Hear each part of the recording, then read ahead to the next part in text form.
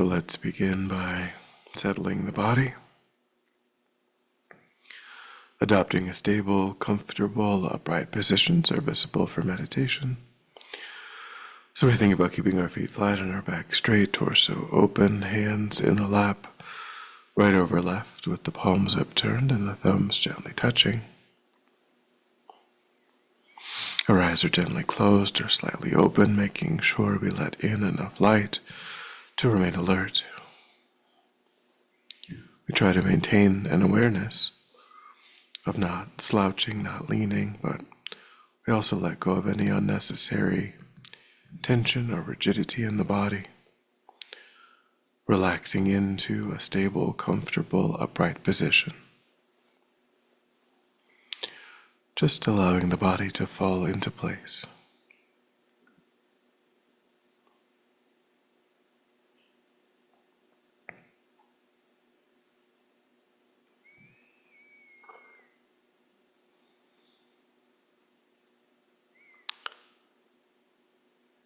And then we begin to move our awareness away from the environment,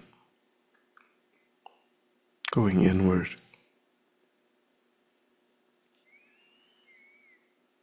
just allowing sights and sounds to be as they are without any investigation.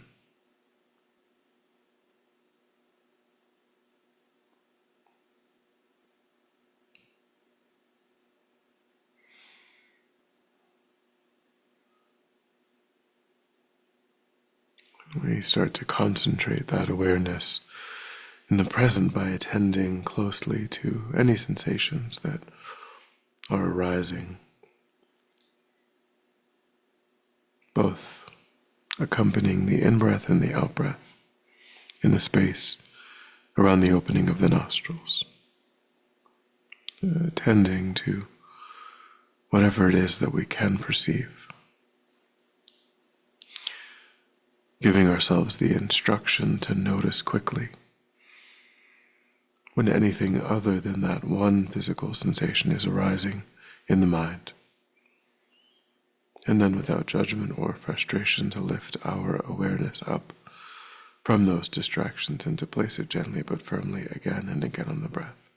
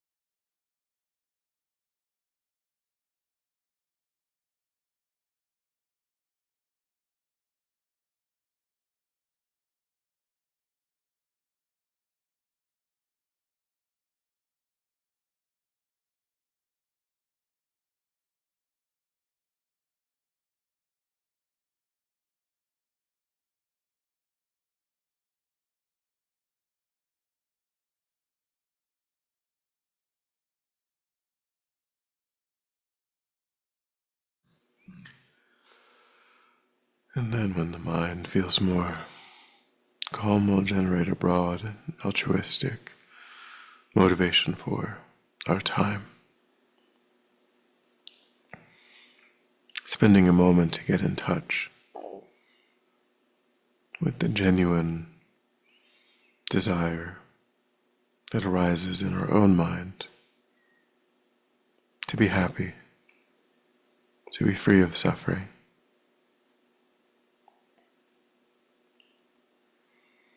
Recognizing that this motivation is with us at all times.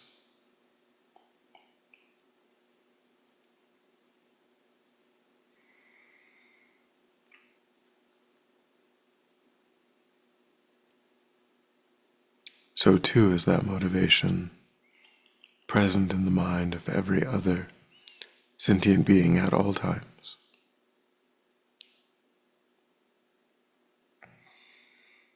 And yet there are no sentient beings that are more or less deserving of accomplishing that goal.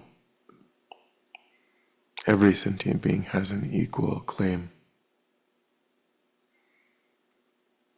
to accomplishing the state of freedom from suffering, a state of perfect, uncontaminated happiness.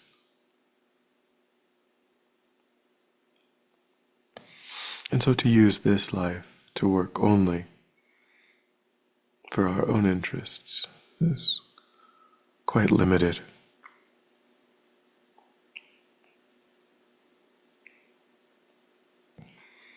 With this life of leisure and opportunity, and this unique,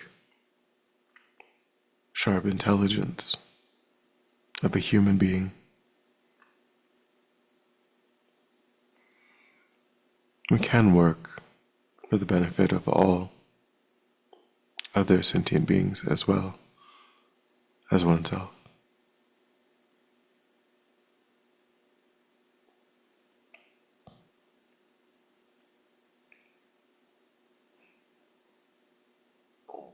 And our ability to be successful in that goal will depend upon the content of our mind, how deeply familiar we can become with constructive states of mind.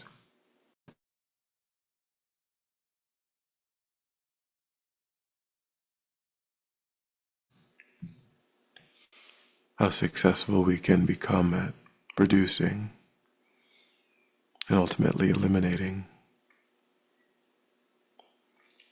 destructive states of mind.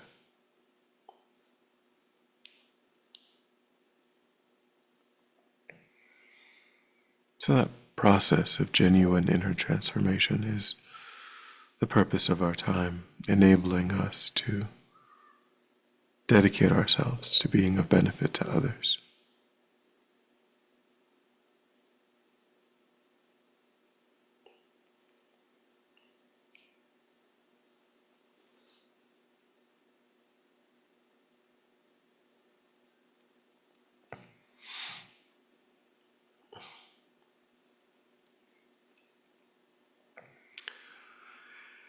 And with that motivation, today we will conclude our series of contemplations on the 11-point meditation on generating bodhicitta.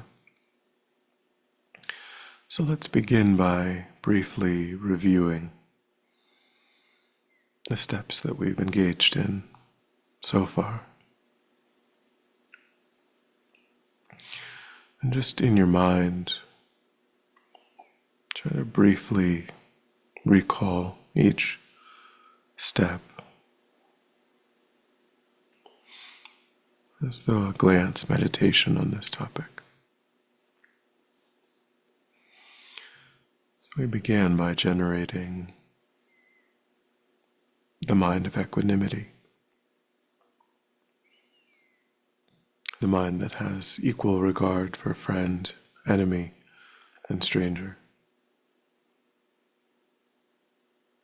overcomes the bias of only caring about those who we think are helpful to oneself,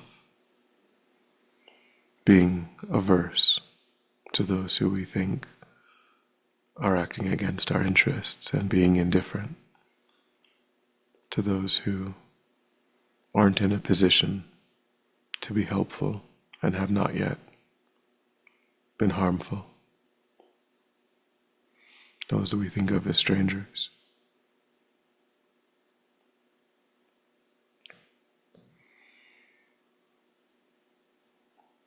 On the basis of equanimity, we generated the insight that all sentient beings have numberless times played the role of the caregiver, the mother, the father, the caregiver.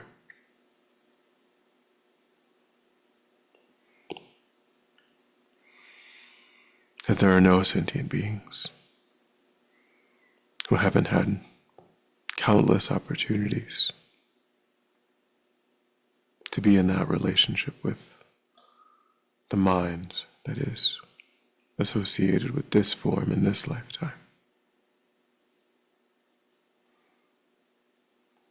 Having associated with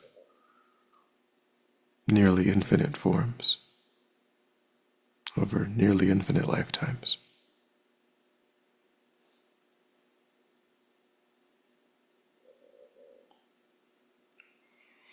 Then we contemplated the kindness of the caregiver, the unique role that affords, and the special kinds of kindness, the extraordinary lengths that a caregiver might go to protect us, keep us safe.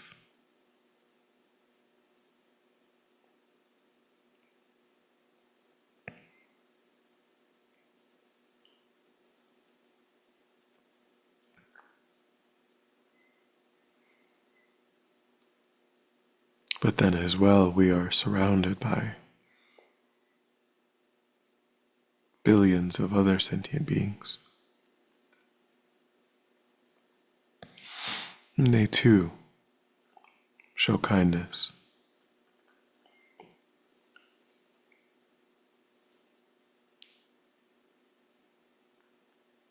Through their work, through their efforts,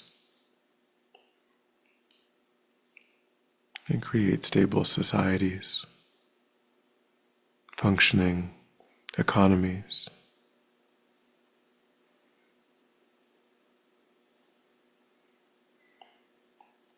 And they act as the field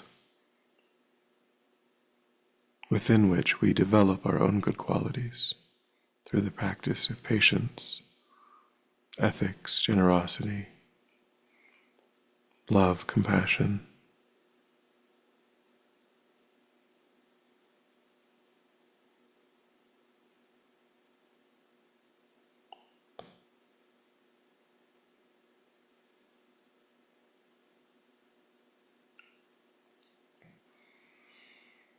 And then we began to work with the self-cherishing mind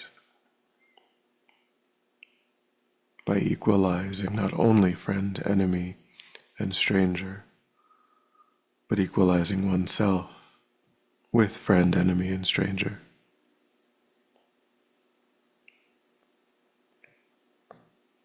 Seeing the disadvantages, the harms that come to oneself,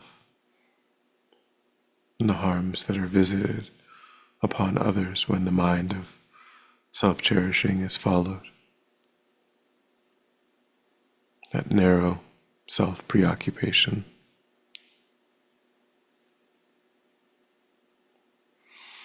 And the incredible advantages of cherishing others.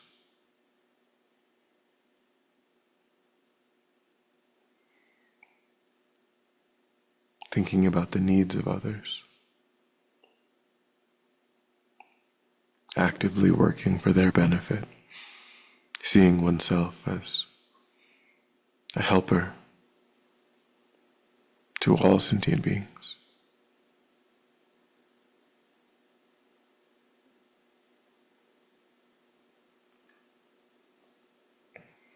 And then most recently, we generated great love and great compassion.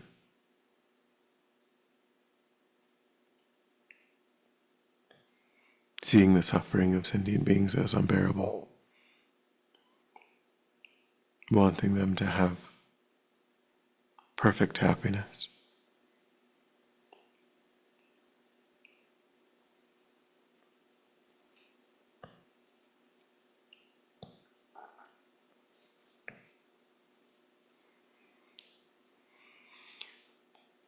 So now we arrive at the extraordinary thought of universal responsibility, which is predicated on great love and great compassion, and the feeling of warmth and closeness upon seeing the kindness of others.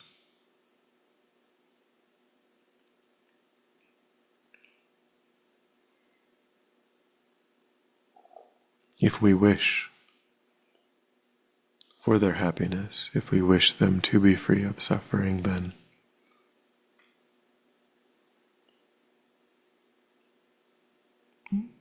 we don't simply wait, hoping that some other sentient being will come along to enact their welfare, finding it unbearable that sentient beings suffer, that they are bereft of perfect happiness. We take up the responsibility, even by myself alone, to bring all sentient beings into a state that is free of suffering,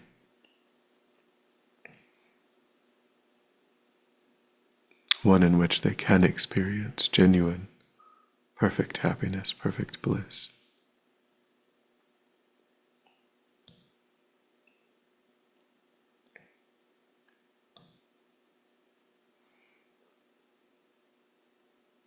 Just trying to think along these lines and trying to give rise to that sense of personal responsibility, as though of a mother for her only child.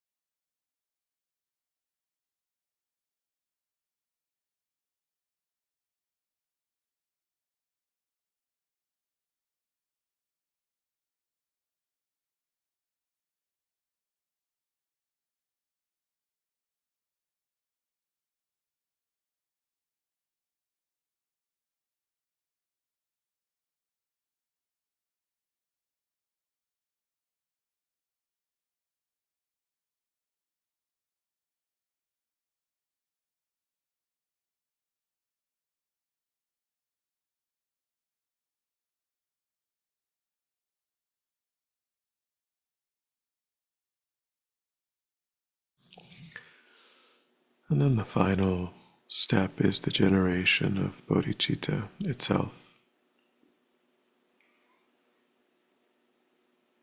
On the basis of having taken this responsibility, we realize that today, right now, in this moment, I cannot make good on this promise. I myself don't have the skills, the ability to actually lead sentient beings to this state.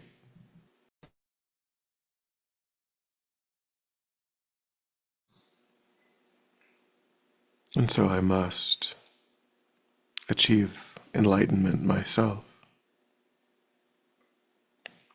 Only then will I be truly capable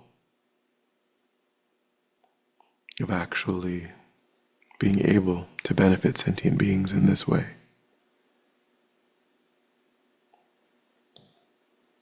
So I must become willing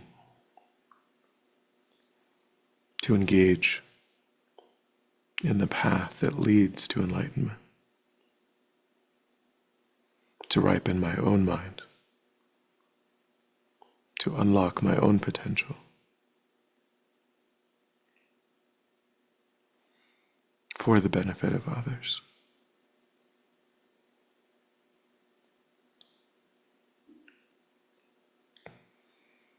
Only that final goal of enlightenment will allow me to be of perfect, limitless benefit to these kind mother sentient beings that are right now meeting with terrible suffering again and again.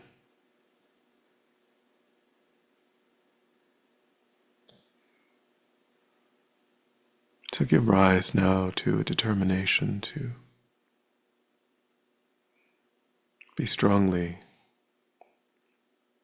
resolved to engage in whatever training is necessary, overcoming any hardships, any obstacles, obtaining this final result of full awakening.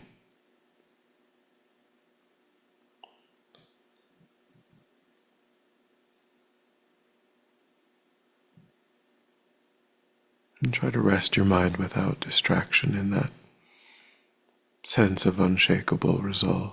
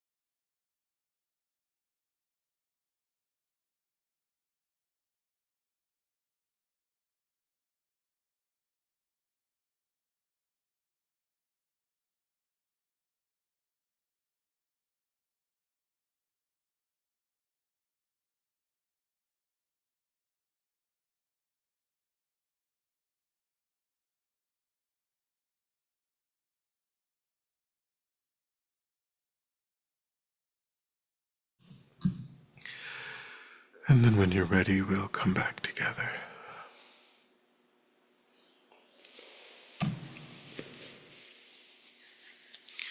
And we'll dedicate.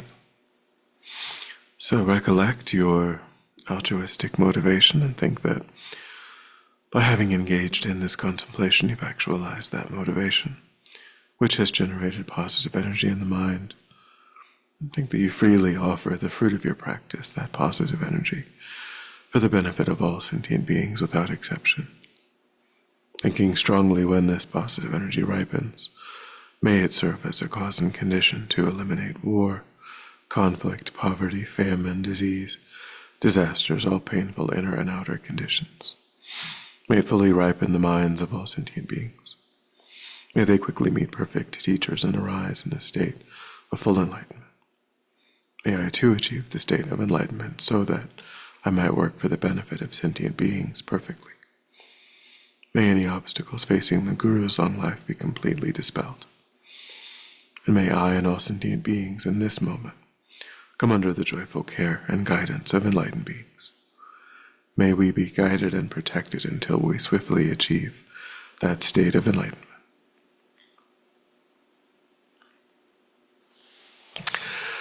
Thank you.